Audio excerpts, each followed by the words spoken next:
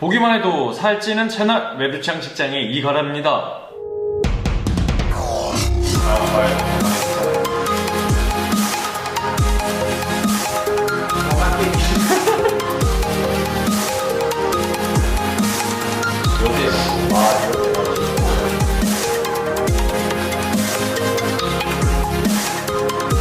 마른 사람들에게 외배업이라고 부른다던가 아니면 저희 스스로 외배업이라고 칭하는 것은 인종차별주의자의 이론을 그대로 차용해서 쓴다는 거나 마찬가지란 거 알고 계셨나요? 마른 사람이라면은 외배업이란 소리는 한 번쯤 다 들어보셨을 거예요. 저희같이 마른 사람들은 외배업, 뚱뚱한 사람들은 내배업, 골격이 좋고 몸이 있는 사람들은 중배업이라고 부르죠. 이렇게 사람의 체질을 세 가지로 나누는 게 바로 배업론입니다. 네, 본 영상을 시작하기에 앞서 결론을 먼저 말씀해 드리도록 할게요. 혈액형으로 사람의 성격을 판단하는 혈액형별 성격 이론과 별반 다를 바 없을 정도로 신뢰도가 굉장히 낮은 개차반의 이론입니다. 심지어 인종차별주의적인 요인이 굉장히 다분한 위험한 이론이기도 하고요. 이렇게 사람의 체질을 세 가지로 나누는 배업 이론은 이미 서구권에서 70, 80년대 폐기된 쓰레기 이론입니다. 의미가 없는 이론이죠.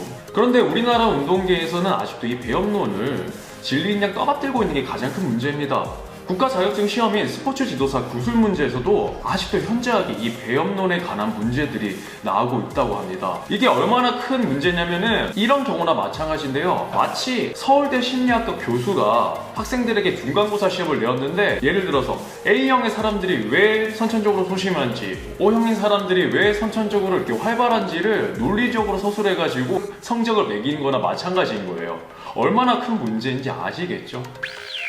그렇다면 이 배업 이론이 왜 쓰레기 이론인지 한번 알아보도록 하겠습니다. 배업 이론은 1940년대 심리학자인 윌리엄 셸던이 주장한 생물학적 결정론 중에 하나입니다. 사람의 신체를 탐구하는 생리학자, 운동학자도 아닌 사람의 행동과 심리를 분석하고 메커니즘을 따라서 이론을 제시하는 심리학자가 주장한 것에서부터 신뢰도가 확 떨어지죠. 배업 이론은 생물학적 결정론 중에 하나인데요. 생물학적 결정론이 어떤 것이냐? 예를 들어서 설명하자면은 우리가 잘 알고 있는 차별적인 사상 중에 하나인 백인 우월주의가 생물학적 결정론의 대표적인 이론입니다. 사람의 선천적, 생물학적, 그리고 인종적 요인에 따라 가지고 그 사람의 행동과 지능, 성격이 결정된다는 아주 위험한 이론입니다. 그 생물학적 결정론 중 하나가 윌리엄 셸던이 주장한 배업론입니다. 사실 이 이론이 생물학적 결정론이란 이유 하나만으로도 신뢰도는 제로에 가깝습니다. 인종차별주의자들이 말하고자 하는 걸 어렵게 풀어 쓴 게 생물학적 결정론이나 마찬가지니까요.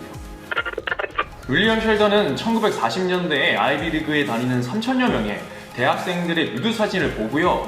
그 중에서 단 33명만 면담을 한 후에 체형에 따라 체질이 다르고 성격이 다르다는 이 배업론을 만들고 주장을 했습니다. 우리가 흔하게 알고 있는 멸치는 외배업, 돼지는 내배업, 몸짱이들은 중배업 이런 수준이 아니고요. 많은 외배업들은 성격이 선천적으로 소심하고 자존감이 낮고 뚱뚱한 내배업들은 성격이 선천적으로 느리고 약천적이고 골격이 좋은 중배업은 활발하고 일탈자적인 성향을 갖고 있다고 말하는 사람의 체형을 보고 성격을 분류하고 결정짓는 말도 안 되는 성격 이론입니다. 근데 이 배업 이론의 근거가 참 어이가 없습니다. 첫 번째, 70년 전에 3천여 명의 미국 대학생들을 대상으로 체형을 분류를 했고요. 두 번째, 그 중에서 단 33명만 면담을 통해 나온 이론이라는 것입니다. 이걸 가지고 이 세상에 있는 모든 사람들을 세 가지로 분류하기는 굉장히 성급한 일반화죠. 한국이나 중국도 아닌 미국에서 70여 년 전에 단 33명만의 면담을 통해서 나온 이 사이비 같은 체질별 성격 이론을 토대로 우리의 몸을 나누고 한정짓는다? 이거 뭔가 굉장히 잘못된 것 같지 않은가요? 또한 이 이론의 맹점이 무엇이냐면은 첫 번째, 구체적인 구분법이 없습니다. 아주 애매모호해요. 셸던은 뚱뚱한 사람들은 내배업, 마른 사람들은 외배업, 몸이 좋고 골격이 좋으면은 중배업이라고 이렇게 분류를 했는데 만약에 골격이 굉장히 좋고 뚱뚱한 파워리프터들은 뚱뚱하기 때문에 내배업이라고 말을 해야 될까요? 아니면 골격이 좋기 때문에 중배업이라고 분류를 해야 될까요? 또한 저희같이 메루치들이 잘못된 식습관을 통해서 팔다리는 그대로 얇은데 배만 나와서 뚱뚱해진 경우를 보고는 이 사람은 배가 나왔기 때문에 내배업으로 판단을 해야 될까요? 아니면 팔다리가 얇고 근육량이 없기 때문에 외배업이라고 판단을 해야 될까요? 굉장히 이 분류 자체, 구분 자체가 애매모호하죠. 두 번째, 배업론은 순간의 모습만으로 그 사람의 체질을 판단을 합니다.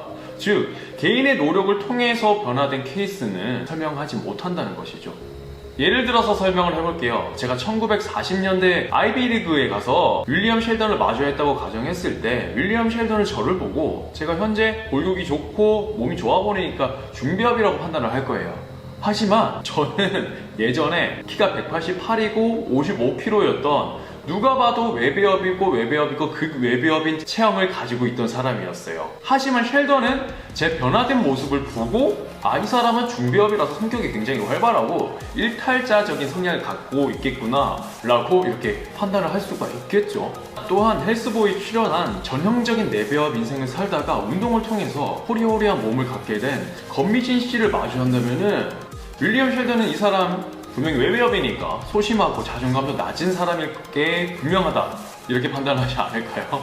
권미진 씨 같은 경우에는 거의 평생을 통통한 몸으로 누가 봐도 내배업인 형태의 몸을 가지고 살아왔는데 말이죠. 윌리엄 셸던의 배업론은 이렇게 간단한 실내로 파괴를 할 수가 있습니다. 생물학적 결정론이라던가 맹점 부분은 둘째치고도 이 배업 이론이 쓰레기인 이유가 무엇이냐면은 현재의 메루치 상태, 이 마른 몸의 상태가 선천적이고 바꿀 수 없는 체질이라고 단정짓게 된다는 것이죠. 심하게는 현재 상태를 극복하지 못하도록 포기할 수도 있다는 것입니다. 즉 평생 메루치로 낙인 지을 수 있다는 것이죠. 물고기는 어항의 크기에 따라 자신의 몸집을 맞춘다고 합니다. 같은 종이라도 어항에 있는 물고기들 같은 경우에는 몸집이 굉장히 작고요. 바다라든가 강에 있는 물고기 같은 경우에는 몸집이 굉장히 큽니다. 우리도 이 배업이라는 어항에 스스로를 잘못된 합리화를 하고 있었던 것이 아닐까요? 나는 평 살 안 찌는 외배업이니 밤늦게 치킨이나 피자 같은 걸 폭식해도 건강에도 문제가 없을 거야. 난 어차피 평생 멸치인 외배업이니 운동해봤자 안 될 테니까 일찌감치 포기를 하자. 잘못된 합리화로 이티형 멸치가 된다던가 평생 그 몸에서 벗어나지 못하게 스스로의 틀에 가두게 될 수도 있다는 것이죠. 물론 확실히 체질이라는 거는 있습니다. 하지만 이 체질이라는 거는 좋은 습관과 그리고 과학적인 방법으로 충분히 극복을 할 수가 있습니다. 저 또한 그랬으니까요. 그동안 이 말도 안 되는 사이비 같은 이론인 배업론을 믿고 계셨다면은 이제 앞으로는 좋은 습관과 과학적인 방법을 믿음으로써 마른 메루치의 몸에서 탈출시켜보는 건 어떨까요? 셸던의 배업론에 대해 현대학자들은 이렇게 평가를 합니다. 대단히 진부하고 차별적이고 굉장히 구식적인 돌팔이의 이론이다. 말했죠. 이 이론은 이미 30-40년 전에 폐기된 이론이라고요. 내가 살이 안 찌는 저주받은 외배업 체질이라고 생각하셨나요? 네, 그렇다면은 사이비 같은 돌팔이 의사한테 속았다고 생각을 하세요. 제 채널을 구독하시고 한번 공부를 해보세요. 좋은 습관을 만들어 드릴 거고 과학적인 방법으로 여러분들을 메루치에서 건장한 체격으로 만들어 드릴 것입니다. 체질은 노력과 방법만으로 충분히 극복을 합니다. 제가 그랬듯이요.